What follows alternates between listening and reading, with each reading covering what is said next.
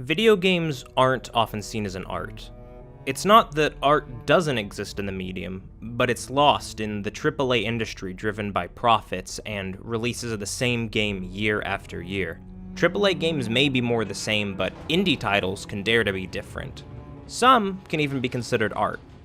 Journey is a game as simple and complex as its title implies.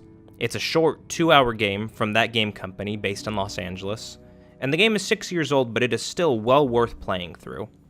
Every part of Journey is lovingly crafted, from the mechanics, to the art direction, to the storytelling, and everything in between. It's a unique and thought-provoking experience, and it is the perfect example of what art in a video game looks like. Journey is an experience for anyone, and I mean literally anyone. It doesn't matter what language you speak, it doesn't matter if you have experience with video games or how old you are. As long as you're not a full-blown baby, you can enjoy this game. There is no text, there is no dialogue, there is no dying, there is no failure. And the control scheme is super simple too. There are 4 inputs, that's it. One control stick is to move, one controls the camera. The circle button calls, which makes a noise and acts as a kind of action button. And then there's the X button for flying, and this is my favorite mechanic. Flying just feels so weightless, and it looks so fluid, and it feels so good. I think movement is one of the most important mechanics a game can have, and Journey absolutely nails it. Flying it feels like everybody should be able to do it. But you don't start the game with the ability to fly, so let's rewind to the beginning and see how Journey subtly directs the experience while introducing new mechanics to the player. Journey uses a lot of signposting to guide the player in the right direction, and it does this right from the start, with 2 markers on top of a dune right in front of you. And when you reach the top of that dune, you see in the distance a mountain with this giant beam of light coming out of it, and then the title Journey shows up overhead, and you know right then and there that that's the destination. That this game is about the journey to get there. And the game doesn't have to tell you, because it shows you it very explicitly. More signposting comes in the form of a beam of light coming out of the ruins up ahead. And when you get there, there's a white glyph on top that gives you a scarf. Then, the red fabric nearby charges your scarf, and bam! Now you can fly. And just in case you missed it, the idea of charging your scarf to fly is reinforced up ahead through more patches of red fabric. Another idea is reinforced at the end of the area, where just off the main path, but still very visibly, there's another white glyph. And when you fly down to it, hey, look at that, your scarf gets longer, and now you can fly farther too. This is the game saying to you, hey, we know you like flying, we like it too, that's why it's in the game. But we can't just give it to you, you gotta go look for it, so while you're out there, keep an eye out, alright? So now the game has introduced how all the mechanics work, and it can introduce something a little more fun in the next area, and that's companions. If you have an online connection, even if you don't have PlayStation Plus, you will seamlessly connect to other players' worlds, and you can explore and play the game together. There's no conventional way to communicate with another player.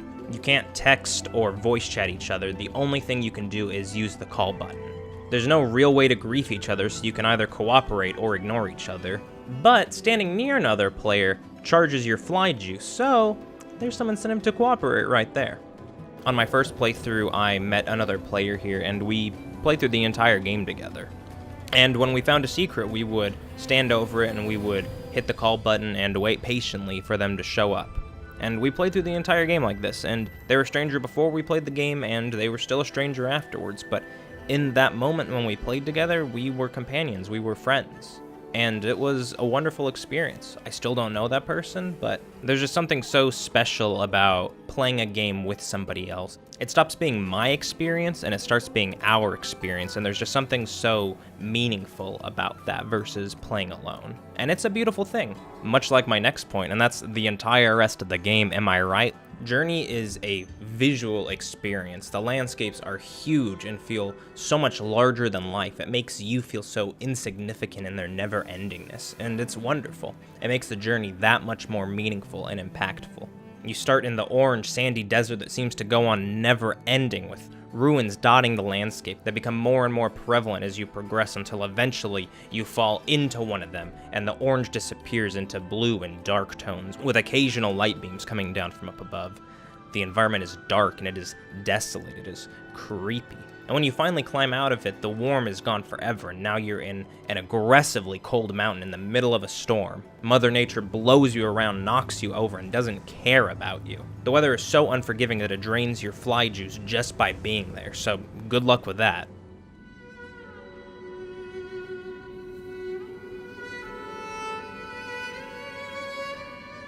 I can only describe the music of Journey as beautifully emotional. It's just as much of an auditorial experience as seeing the game is, and the game reacts to the player. It reacts to the actions you do and where you are in the game. It always feels immersive and on top of it, and it always feels perfectly timed.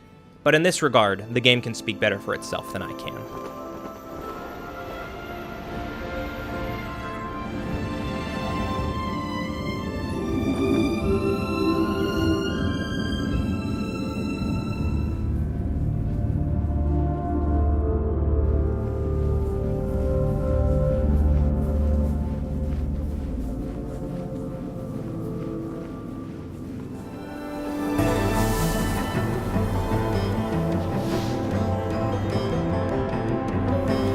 Journey's story is so special because of how unconventionally it's told. It doesn't use words, it uses the landscapes, it uses the mechanics, it uses the sounds of the game to show you what it wants to tell you, and it lets you solve it for yourself. There's a part where you find these creatures trapped in the ruins, trapped after the collapse of society, and they're just still here, waiting to be freed. And you do free them, and it's empowering, but it makes you think, what happened here? And to me, this game is about the effects of greed and about war, about desolation, but it's also a very beautiful thing about forgiveness, about hopefulness, and about cooperation. And maybe you experience something entirely different, and that's good. The game's abstract, it's meant to make you think. There is no right or wrong, it's just what you feel. And that to me is exactly what makes it art, is that there is no clear answer, it's just what you get from it. Journey reminds me why I love video games. There are just so many elements to this game that came together so perfectly to make this ultimate experience. If you haven't played it yet, please go do yourself a favor and experience it for yourself. This game got me hooked on that game company, and I am so incredibly excited to see what the future holds for them and what games they bring to the table. Thank you so much for watching this video. If you liked it, give it a like, and if you didn't, well, don't. Think about subscribing for more content, and thanks again. Have a great day.